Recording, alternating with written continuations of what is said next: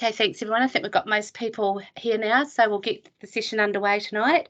Kia ora koutou, welcome to our webinar, giving you an update on the Opawaho Heathcote River floodplain management and low Stopbank projects. My name is Anne Tomlinson and I am a Senior Engagement Advisor at the Christchurch City Council. Thank you for taking the time this evening for joining us online, and we hope you find this session really informative, and would also really like to encourage you to ask questions while you have experts in this really informal setting, and feel free to ask anything through our Q&As. Next slide please, Kieran. A bit of an agenda. Tonight we're going to take you through our presentation, but first I'll introduce you to the team behind the screen and let you know how you can participate even though your mics and cameras are turned off. Then I'll hand over to our presenter who will explain the project in more detail. He will run you through an update on our Opawaho Heathcote River floodplain management projects, and then an update on the Opawaho Heathcote River low stop banks. So team, could I just get you to put your cameras on?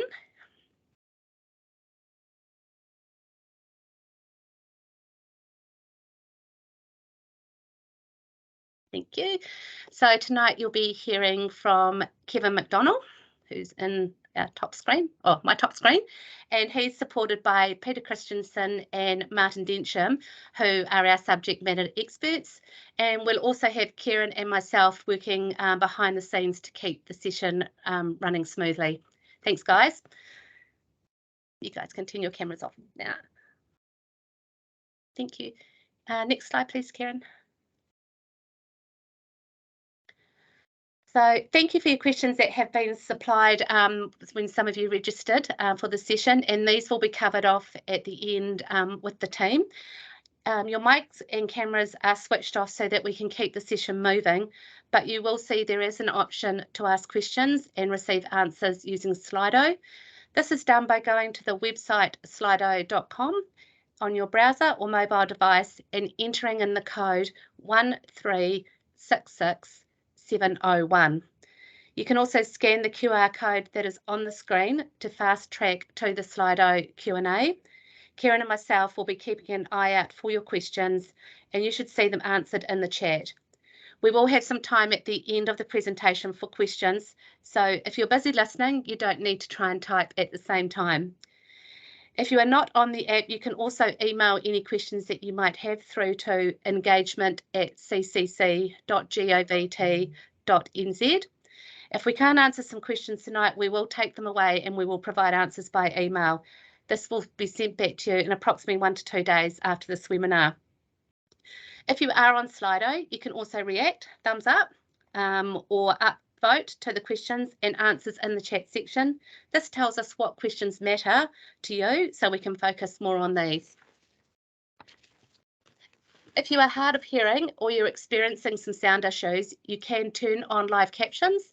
Just click on the 3 small dots at the top of your screen near More and turn on live captions, and that is at the bottom of the list, of the drop-down list. Now, one last thing from me. Hopefully the banner came up to let you know that this session is being recorded. This recording will be made available to you and shared on our YouTube channel in the next few days. You will receive a link via email showing you how you can access this recording along with a copy of the PowerPoint slides. I'll now hand over to Kevin McDonald, who will start the presentation. Thanks, Kevin.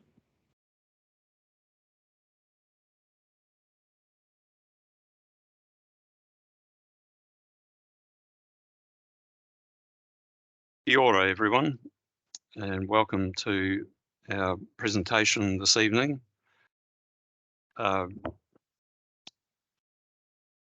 I would just like to give a brief overview of the content in general terms of the presentation. As Anne has outlined, we have a section on the presentation which relates to the overall Heathcote River floodplain management scheme, which is one of the most significant flood and stormwater management schemes in Council's current capital program. And then we will move into coverage of a project which came out of that program, which is the Heathcote Low Stopbanks. Thanks, Karen.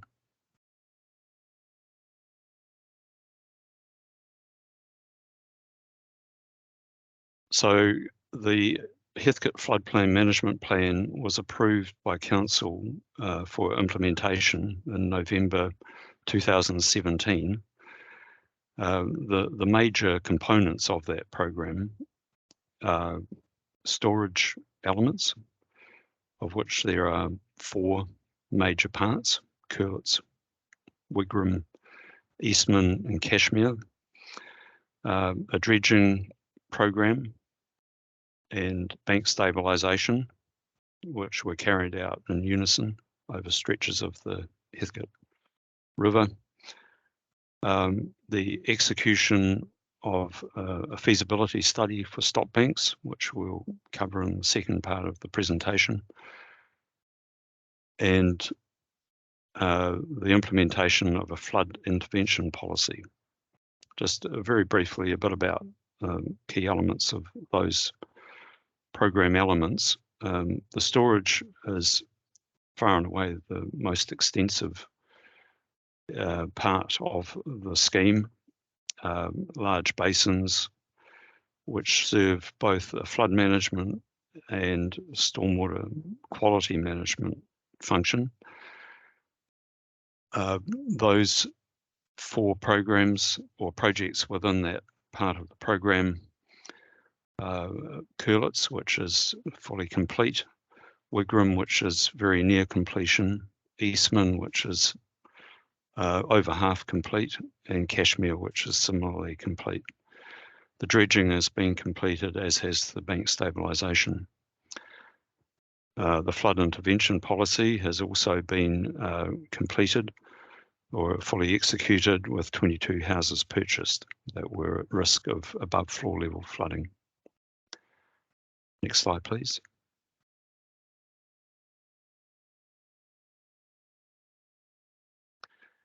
This map shows the extent of coverage of the scheme, and you can see from that that it's very extensive. It basically extends through the whole of the Heathcote catchment.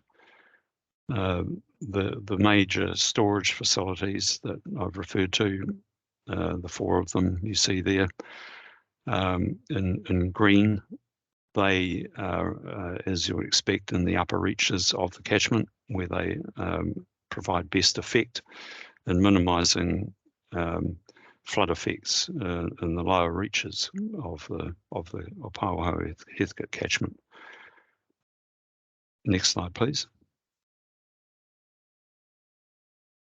So currently we are working through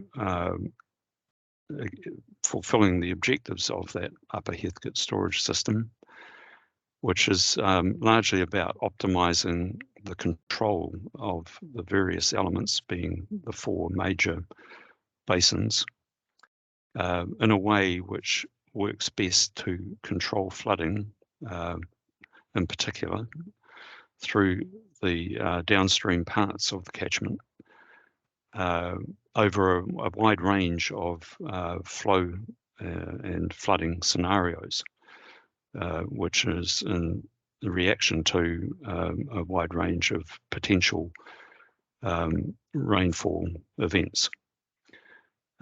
Without going into the detail of what's in the blobs there, basically we're looking at a multifaceted and multi-input control system, which relies on data being picked up from various critical points within the system, such as various levels at key points, and relaying that back into a centralised control system, which then acts to control the flow from the various storage elements and other flow control portions of the system. Next slide, please. So this diagram shows how those various components interrelate. The key storage systems are shown there within the large triangles, and the control interactions from various points in the system and how they interact are shown via the dashed lines, with the major flow paths shown as the solid blue line. Next diagram, please.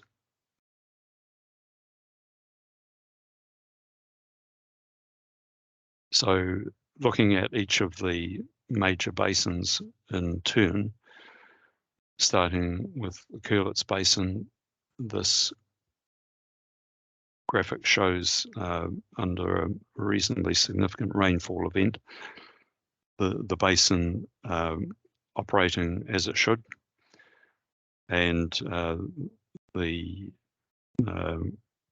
graphic on the left, the video, showed the control structure operating, releasing the flow into the waterway, which will ultimately feed into the Heathcote. Next slide, please.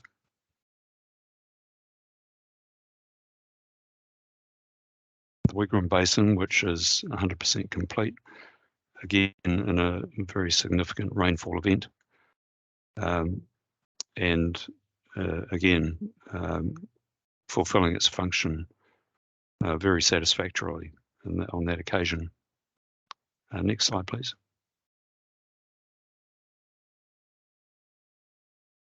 So this is the Cashmere-Worsleys Basin, which, as we mentioned earlier, was under construction, over half complete, and with the remaining half underway as of with the contract starting later this year. Next slide, please. And similarly with the Eastman Hoon-Hay Basin, which is a very large area with very extensive multi-value aspects to it, with a total area approaching the size of Hagley Park. And all these basins working together provide the retention capability to deal with the floodwaters within the design parameters of the system. Next slide, please. So those design objectives, which will be realised when the scheme as a whole is complete, is illustrated on these two figures, which give indications of, each figure gives an indication of numbers of above numbers of residences with above floor flooding prior to the earthquakes, after the earthquakes, with the storage fully implemented, and then with all options acting, and all options including storage as well as the dredging and flood intervention policy implementation. So the figure one on the left shows that with a 10-year return interval event, which is a relatively frequent event, the number of floor levels at risk with storage implemented is slightly above the pre-earthquake state, but half the post-earthquake state, with all options acting together. The number of floor levels at risk is reduced to 0. And the more or less frequent extreme flooding event, 50-year return period storm. We're seeing numbers obviously much higher, but the storage impacts relative to pre-earthquake above floor level flooding numbers a significant improvement. And of course on post-earthquake numbers as well. With all options acting together, the number of above floor levels at risk is reduced to 37, which again is significantly less than the pre-earthquake condition. Next slide, please.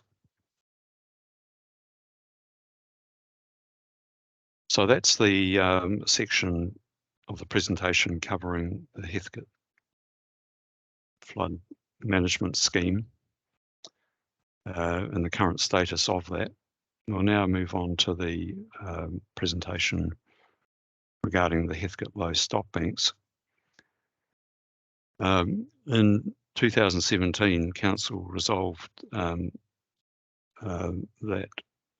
staff would continue to investigate the technical feasibility of low Stopbanks to reduce more frequent underfloor flooding and consult with affected communities should technical feasibility be confirmed and report back to the committee. Next slide, please.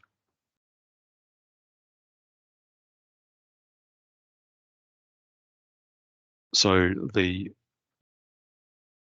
feasibility report on the low Stopbanks has been completed and is being presented to Council in the near future.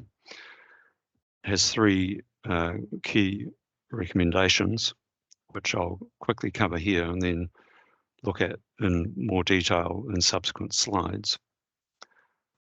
The first of the recommendations is that the Council receives the staff investigation, concluding that low Stopbanks are technically feasible.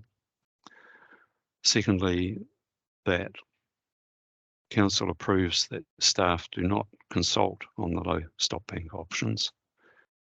And third, that Council approves that the project is cancelled and removed from the long-term plan and for the project to be included in future floodplain management projects if it is considered an appropriate response. Next slide, please. So the first of these recommendations that the Council receives the staff investigation concluding that low Stopbanks are technically feasible. The investigations in the course of the feasibility study have shown that that show that the low Stopbanks are technically feasible and that they do address frequent flooding. The budget, which is $27 million estimated in current terms, only allows to address 5-year return interval flooding. Without climate change, it's in the order of 22 million. There are outstanding issues such as trees, interaction with road space and amenity impact. The Stopbanks only provide protection for that lower priority flooding, which is street and property flooding. They do not provide protection for above floor flooding in the design events, and there's no level of service requirement under the long-term plan, the LTP, for this. And as I've mentioned, there's no reduction in above floor flooding. Next slide, please. The second recommendation that is in the report is that staff do not consult on low Stopbanks. One of the primary drivers for that recommendation is that at the last LTP, which became operative on 1st July last year. Through the LTP process, the low stopbank project had been deferred through to 2041, and so in reality is unfunded within the LTP. Some of the community may already have an expectation that consultation will take place. However, it is considered that consultation is not at this time, with the project earmarked for 20 years out, would not be meaningful and may raise expectations that the project will proceed in the near term. It's also likely that mixed views on the low stopbanks would have changed much in the intervening 12 or 18 months.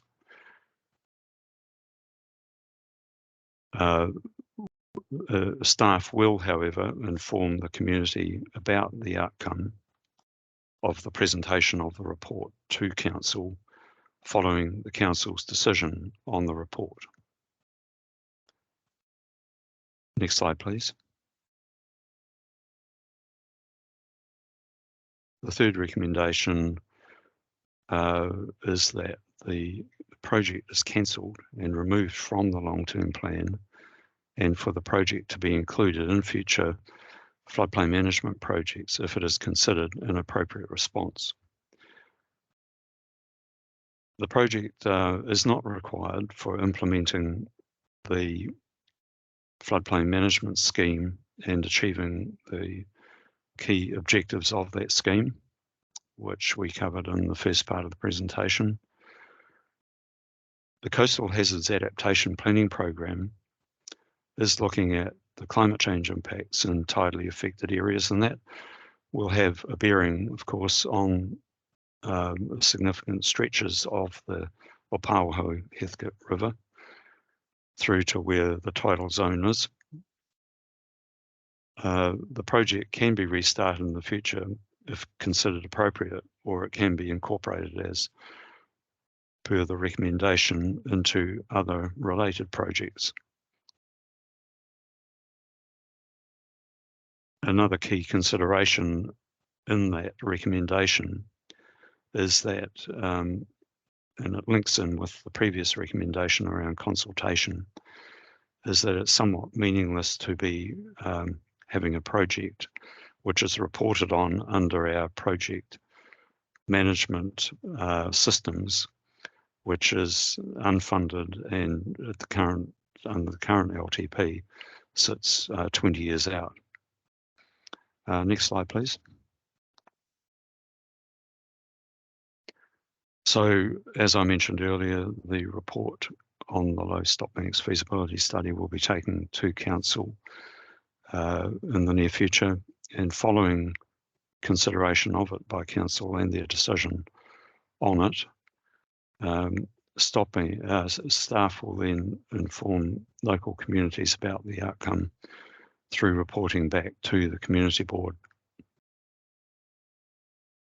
Next slide, please. So, Anne, I'll pass back to you now for managing us forward. Thank you. Okay. Thanks, Kevin. Thanks for the presentation, and to all of you that put some answers, some questions through to us while Kevin was going through his presentation. So what I'm going to do now is I'm just going to hand over to the team, rather than sort of go through questions one by one. I'll hand over to Peter and to Kevin, and they'll just go through and answer the questions, and Martin, and answer the questions that have come through. So I'll hand over to you guys now. Hi there. Thanks all for joining us. We received a number of questions beforehand, so I'll just touch quickly on those. I'll read out the question and then provide an answer, and Kevin might provide some supporting feedback as well. So the first question was, generally, I'm keen to understand the timing of the work, trees to be removed, new areas of planting, and possible opportunities for community input and ownership.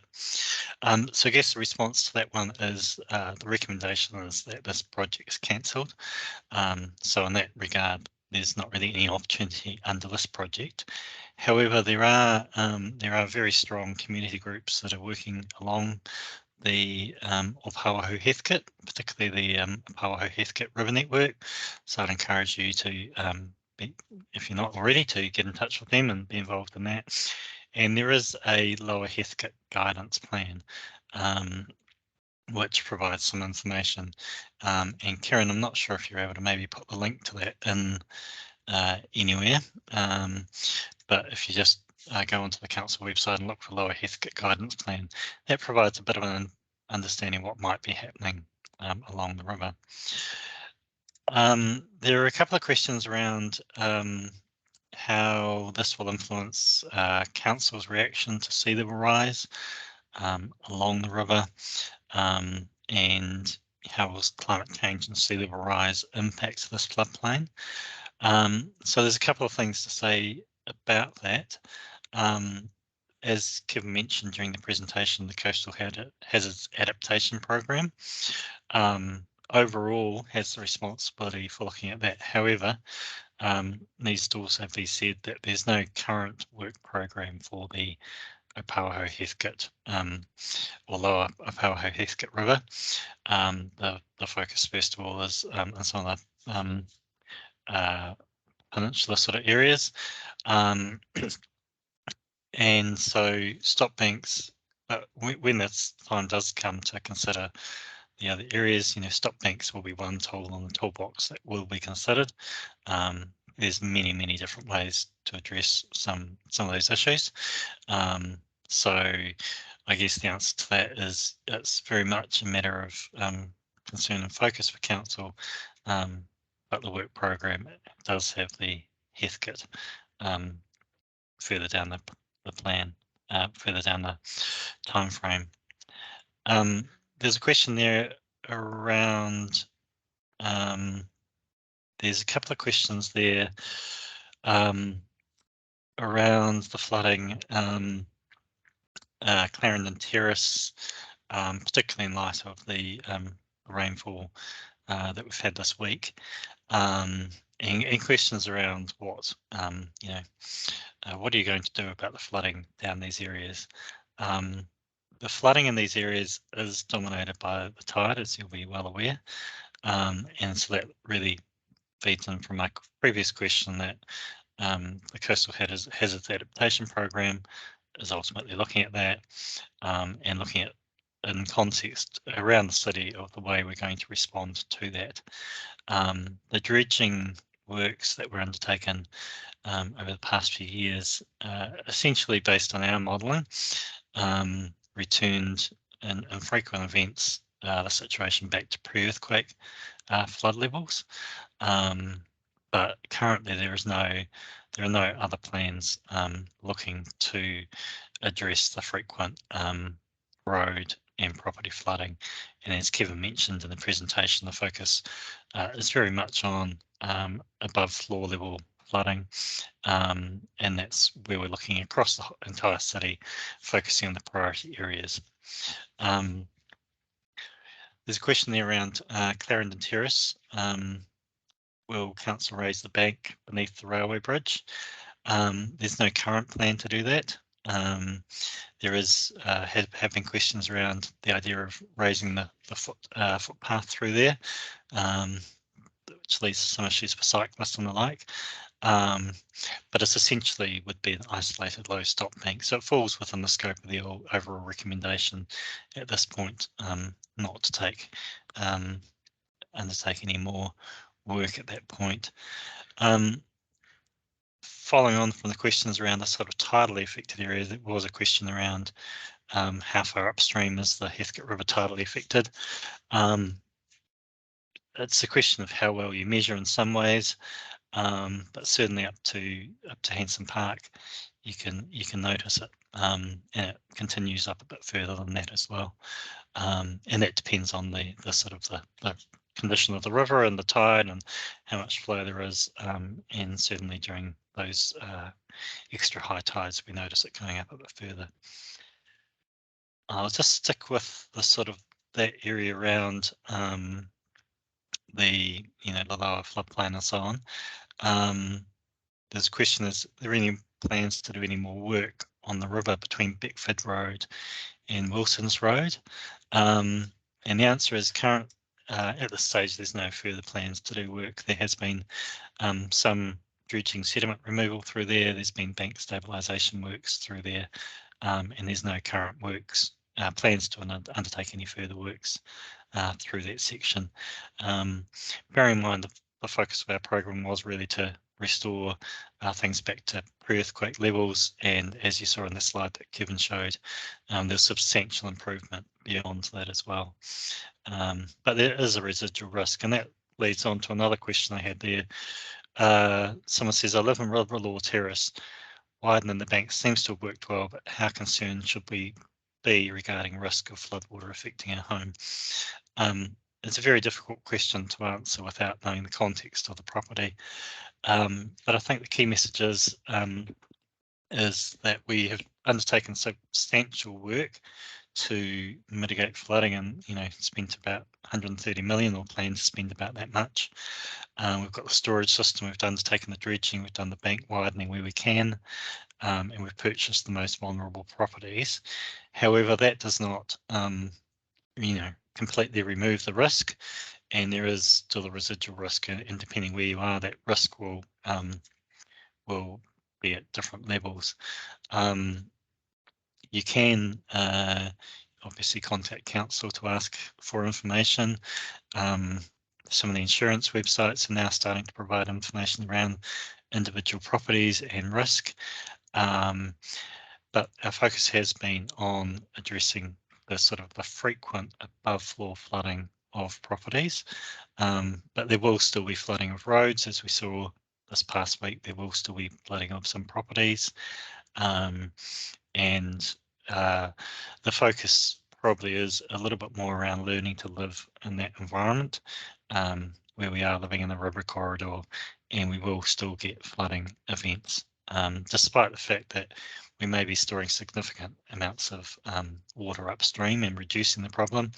And we've done everything we, undertaken significant works to increase the flow through the system, but it is still a river system, and they do still flood. I'll just pause there. Kevin, have you got anything to add on those particular questions? No, Peter, thank you. Except just expanding perhaps on one point that you touched on there. It's important from our flood management planning perspective and council to maintain a view across the city, and that includes, of course, Banks Peninsula settlements, and the drivers, if you like, behind this scheme are the same in other parts of the city, and need to be responded to equitably, I guess, is the objective through those parts throughout the city. And the program that Peter referred to and I mentioned in my presentation around the Coastal Hazards Adaptation Planning Program will be a key provider of both information, community engagement and responses, and enabling council to make decisions around how to deal with the effects of climate change and the tidal effects that will arise from that increasingly on our river catchments throughout the city. Thanks, Kevin. I just took the opportunity to just quickly flick through the questions to see ones that may have been missed.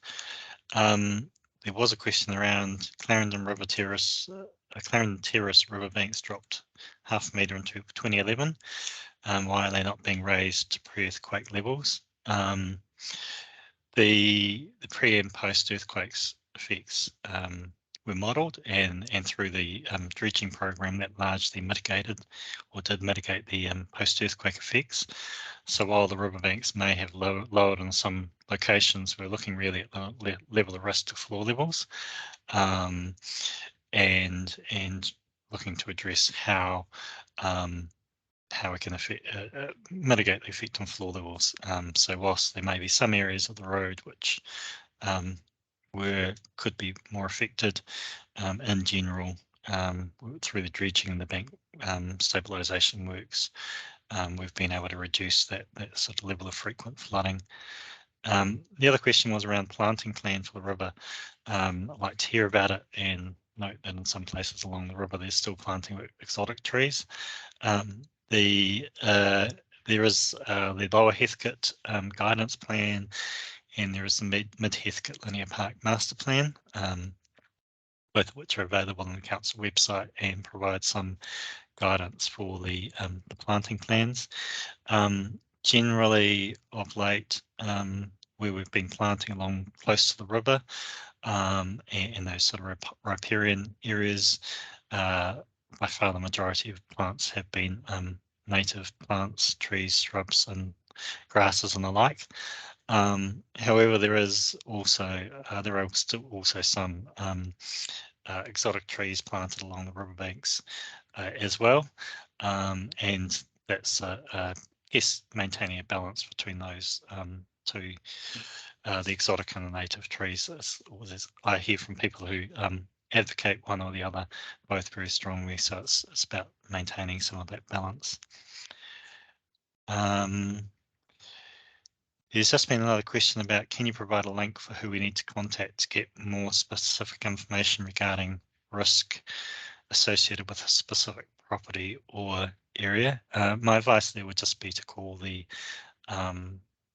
main customer services desk at council, and they will be able to put you in touch with the right person depending on the query. If you're looking at building a new property or house, or wanting to set a floor level, then there's a particular floor levels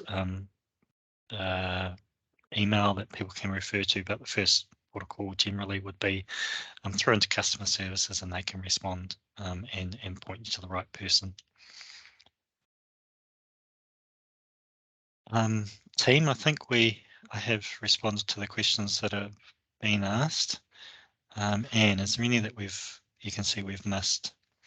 No, I think you've covered them all and you've picked them up as they've come through. So thanks team for answering the questions, and so that comes to the end of our presentation. So I'd just like to remind you that you will receive a link via the email showing how you can access the recording for this evening, and also a copy of our PowerPoint slides.